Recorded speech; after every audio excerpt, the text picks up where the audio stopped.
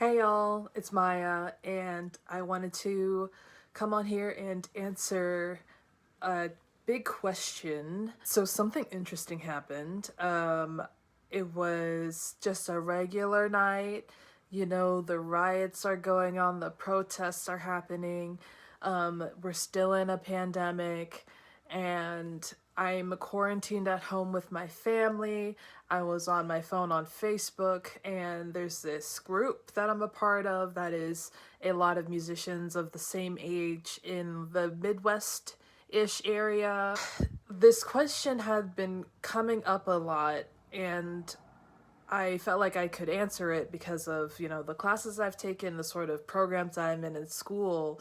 And it's always been the question of, I'm a white singer, can I sing songs by black composers? How do I do this? And it's a very understandable question, and I've answered it a couple times, and it got to a point where I was like, I'm just gonna make a master post of all the questions you have about being a non-black person attempting to engage with black art, poetry, if you're composing, you want to set a poem, or if you want, or a singer and you want to sing a song, or if you're a director and you want to program a piece. How do you do this in a way that is not colonizing, is not only not racist but anti-racist? And how can you make sure your audiences know? Like, it was just supposed to just answered a couple questions, and it really, this is a question that a lot of people are wrestling with, and some people didn't even realize it's something that they should be asking themselves. So this would be the first video tackling the big question, the question that started off this whole thing is, can white singers, and this is specifically about white singers, can white singers perform songs by black composers? And, you know, technically, you can do whatever you want. You can literally do whatever you want, and people do whatever they want.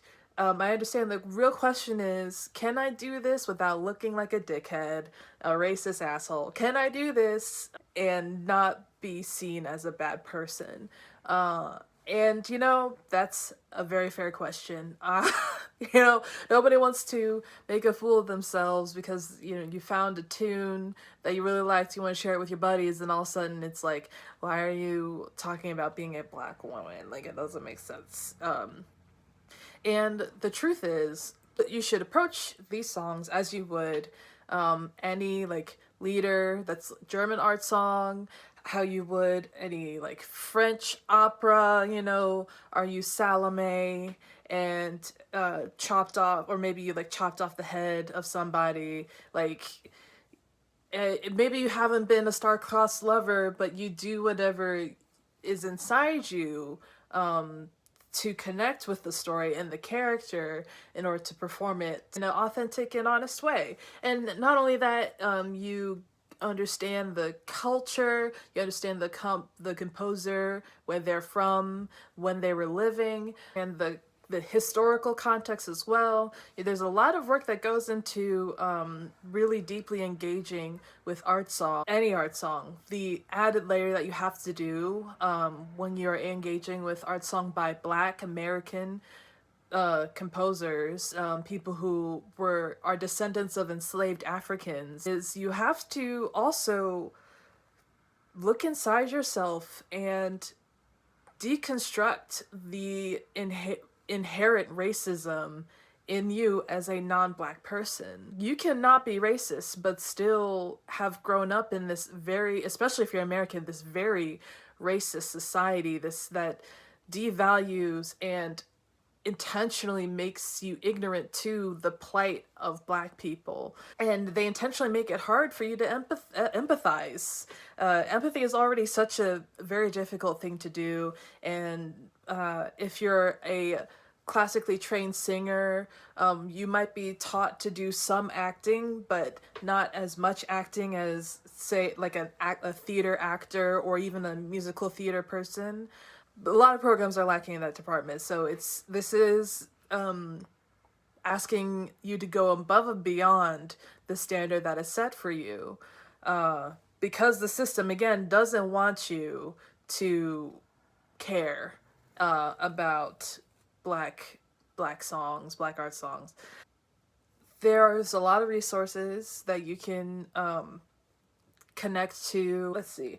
I will leave some links in the description to some people who I think can really help you address your inherent bias and the white supremacist system that we live in, so you can begin to deconstruct those things. And that's not to say you have to be a perfect anti-racist ally in order to sing art song. Like, it's a work in progress. You're gonna mess up. You're gonna not be fully there all the time. But as long as you are continuing to do the work, I give you my blessing. You know, like. And I will also say that I am not the voice of all black people. I am not giving you permission. I am giving you my opinion as someone who has studied this and discussed this with people who make this kind of thing their livelihood, a part of their teaching philosophy. So here are some conclusions you might come to. Some, I call them false positives, that you've done all the work that you need to do. One of them is the sentiment behind this song is universal. Therefore, I believe it should be shared. You know, you're right in one aspect, that there are no new stories, that every thought is from a human is a thought that other humans have had at some point. However, it's very extremely important that you don't separate the blackness from the story that's being told. Okay, the sentiment is universal, is very much all lives matter, if you get my drift. Okay, anything that a black person does has, or anything, you know, that a German person does, or a French composer has their culture embedded in the poem, in the music. And the thing that makes it valuable is the fact that it is from a black person, not the fact that it's universal. The fact that it is black makes it valuable. And that is an anti-racist sentiment. Another false positive is, I felt so sad about this story and I was so moved. The music is beautiful. A lot of like I statements, you know. I feel so sad about the death of this person. You know, it's that is expressing that's expressing sympathy. And that's, you know, nice and dandy. I'm glad that you felt bad about someone dying. That's usually the right response. That is the bare minimum. So it's not enough.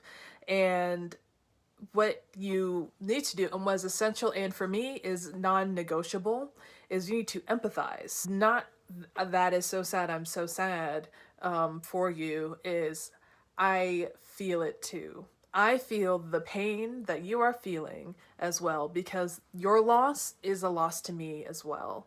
That is the necessary. That is, when you've reached that point, you may be able to falter in other places, but as long as you feel that a loss from someone else, fictional or not, is real and painful to you, that's how you know that Black Lives Matter to you. Okay? And one more false positive is I will never fully be able to understand the Black experience because I am not a Black person. And that's not the point, actually, because every Black person's experience of Blackness is different. No one is asking you to empathize so deeply that you connect to every single person's Black pain. You know, when you're overwhelmed and exasperated, it's easy to kind of fall back on that, so that way you have an excuse to sort of disconnect. But when you are studying an art song where you're just getting into that moment, okay? That sentiment, that single idea that's being expressed in the song. And that's, I don't want to say that's it, but that's something that you'll carry with you to the next song. And you'll be able to build on your understanding of the Black experience by experiencing many different types of blackness. And that's something that we all do. That's how you learn culture. That's how you learn, that's how I learned how my Black experience is different from other people who may be in more urban areas, who are much poorer than me. And at the same time, because they are Black and I empathize with them, their pain and suffering, but from being poor and being over policed and all this is something that is damaging and hurtful to me as well. You're not a martyr for trying to do this and failing. It's just one step at a time, you know. It's a continuous march towards allyhood.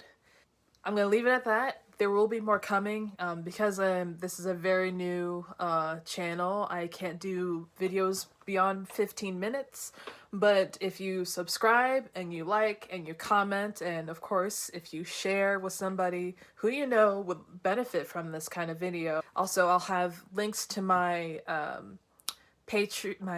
I will be setting up a Patreon, but I'll have links to my Venmo and my PayPal as well, so that way I can get better equipment and do more research and that sort of thing. I'm also, because I'm such a small channel, I'm not monetized. I will not be able to be monetized. So I will leave you with a recommendation. I'm going to recommend a song after every video, so that way you can slowly build your understanding of Black songs and that sort of thing, because that is often a question, like what are some Black composers, what are some Black songs, and I understand, like, even in my own Googling, it's okay. The song is Mother to Son, text by Langston Hughes, composed by Hall Johnson, and you can find recordings and I think maybe sheet music at Albany Records. It is a beautiful poem. I won't read it now because that is not fair use right now. Maybe. I don't know. I'm not gonna read it right now because I don't have it in front of me, actually, is the truth. But I highly recommend. It's a beautiful tune. And I think that a lot of people will be able to connect to it. I think it's a really good entry point into Black composers and Black music. So thank you again. If you enjoyed this, please like and share and comment with more questions, and I will do more videos. Thanks.